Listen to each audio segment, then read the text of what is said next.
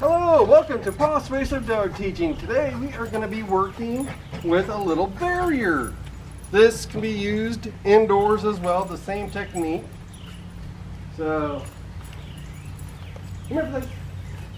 Ruby, Ruby is already pretty good at, no, back, Ruby. Good girl. Good girl. See, Ruby's already pretty good at this.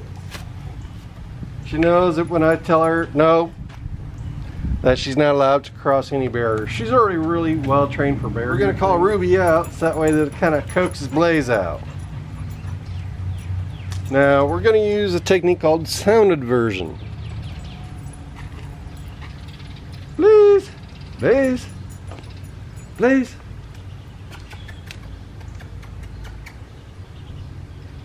Now you've never been over here before.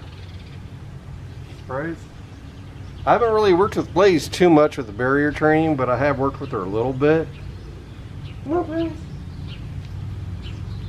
Look at what I got. Come on.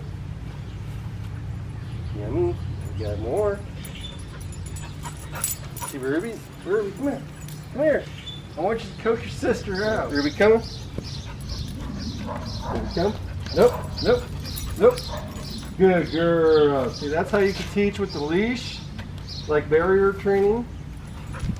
Good girl, Blaze. Good girl. Good girl. That's a good girl. All right. Nope. See, just you don't have to tug back real hard. Just a slight little tug. Good girl. Good girl. Bees, bees.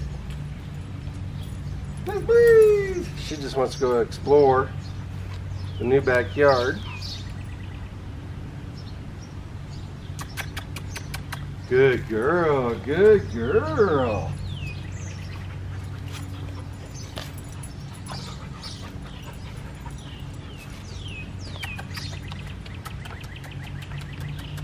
Good girl, good girl. Nope, nope. Good girl, good girl. Actually, when I said good girl, I should have said yes as soon as she backed away from the entrance.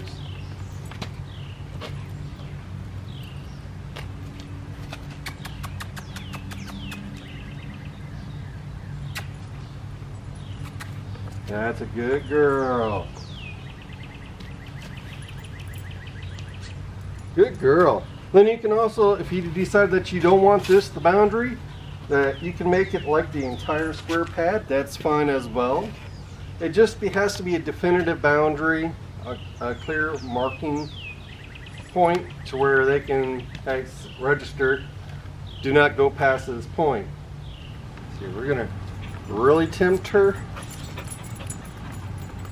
Ruby, come on. Ruby, come on.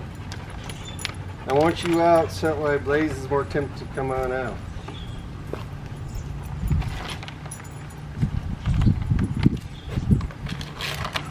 Blaze, Vicky. Ruby, get your nose out of there. No, leave it. Ruby, leave it. Good girl. Blaze.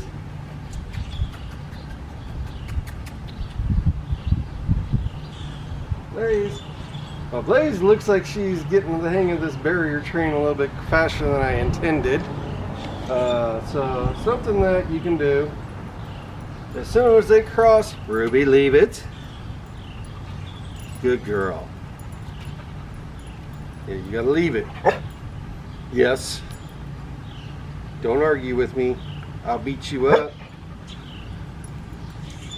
Now something that you can do, the sound inversion goes like this. As soon as they step across the barrier, no. Good, strong, sharp no. And a lot of times they'll back off. And if that doesn't work after a few different times, then you can use the leash method. You know? And it's the same thing. As soon as they cross this line, just give a slight tug back on the leash. Just so, let Ruby, I said leave it. Hey, treat thief. No, leave it.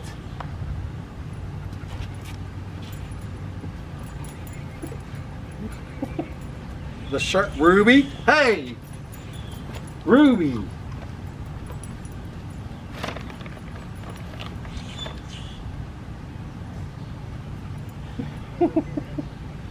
I'll leave it. Hey, leave it. She's a little treat thief today. Trying to get Blaze. Blaze. Ruby, you better leave it. Leave it, Ruby. See, we're gonna try to coax Blaze, see? See?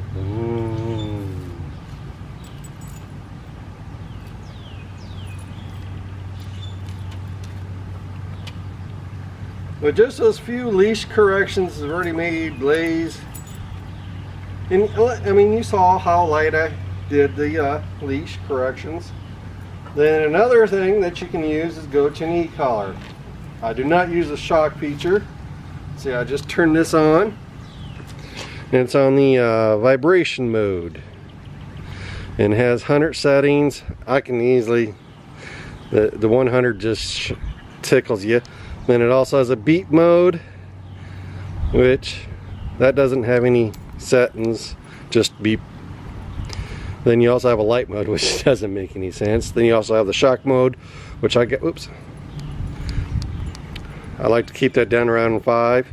So maybe maybe I accidentally got it up, but somehow. But 10 doesn't hurt you either. Humans can easily, Ruby, hey, hey, Ruby, bad girl, no. That's 3. Get your butt back.